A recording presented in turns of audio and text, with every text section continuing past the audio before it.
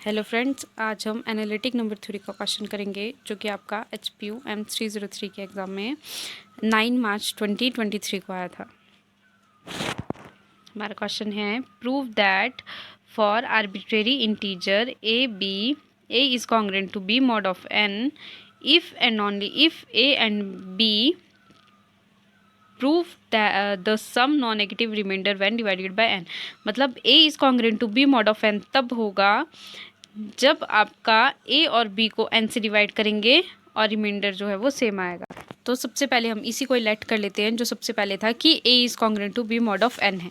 अगर a is congruent to b mod of n है तो इसका मतलब है कि n डिवाइड करेगा a माइनस b को। अब यह होगा कैसे कि मान लेते हैं 15 is congruent to 1 mod of n है, ठीक है, 1 mod of 7 है। मतलब जब हम 15 को 7 से डिवाइड करेंगे तो 7 2 ज़ा 14 और 1 क्या आ जाएगा आपके पास रिमाइंडर।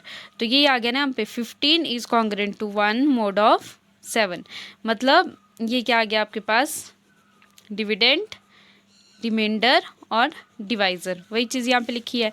तो अब इसका मतलब है कि a minus b is equal to n के आएगा। मतलब a माइनस वी जो है वो इक्वल आएगा n इंटू के के। मतलब 15 माइनस 1 जो है वो इक्वल आएगा आपका 7 इंटू 2 के। मतलब 7 n में कुछ मल्टीप्लाई करेंगे तो वो इन दोनों के माइनस के इक्वल आएगा। तो a minus b equal to क्या आ गया, n के आ गया।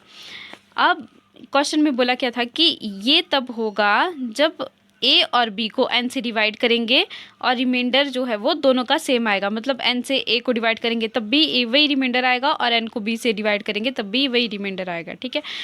तो अब इसलिए हम लिख लेते हैं कि मान लो b को हमने किया n से डिवाइड तो b is equal to n q plus r आ जाएगा, ठीक है। ये हो गया हमारे पास इक्वेशन नंबर 2 मान लेते हैं, ठीक है। इक्वेशन नंबर 2, इक्वेशन नंबर 1 यहाँ से निकालते हैं। a is equal to n k plus b, ठीक है। इसको हम इस तरह से भी लिख सकते हैं कि a इज इक्वल टू क्या आ जाएगा n k plus b, then b is equal to n q plus r. यह गया हमारे पास इक्वेशन नंबर 2, यह आ गई इक्वेशन नंबर 1। अब जो आपका b की वैल्यू तो निकल गई, अब a की वैल्यू निकालते हैं तो कितनी आ जाएगी, a is equal to n k plus b कितना आ जाएगा n q plus r. Then a is equal to n और ये कितना आ जाएगा k प्लस क्यू, n को कॉमन निकाल लिया ना, प्लस r। अब जब b को डिवाइड किया था n से तो रिमाइंडर आया था r, और जब a को n से डिवाइड किया तो भी रिमाइंडर क्या आ गया r। तो दोनों का रिमाइंडर क्या आ गया same.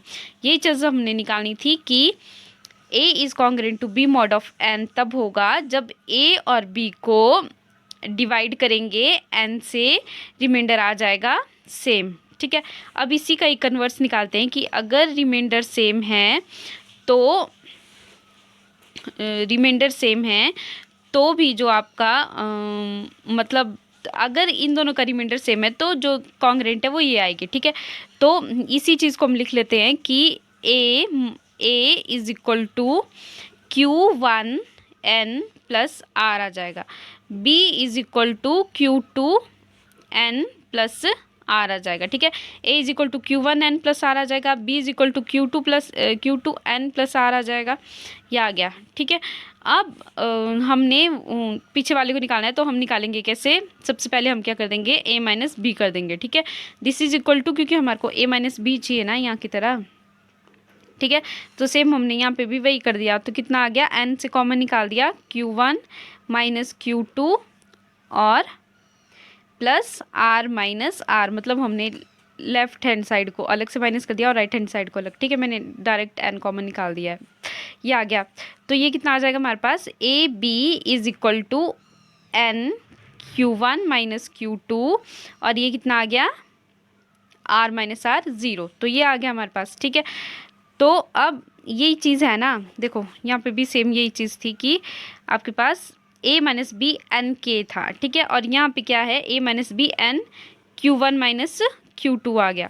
Then a minus B जो है वो इसको n डिवाइड कर रहा है, इसका मतलब यही है ना। तो ये क्या इम्प्लॉइज करेगा कि n जो है वो इन दोनों के माइनस को डिवाइड कर रहा है। तो ये इसको अब हम कैसे लिख सकते हैं, वही चीज़ वापस आ जाएगी। हम लिखेंगे पहले dividend is congruent to remainder mod of divisor. ठीक है, यही चीज़ हमने निकालनी थी, तो ये आ गया यहाँ पे। ठीक है, तो a is congruent to b mod of n। Thank you.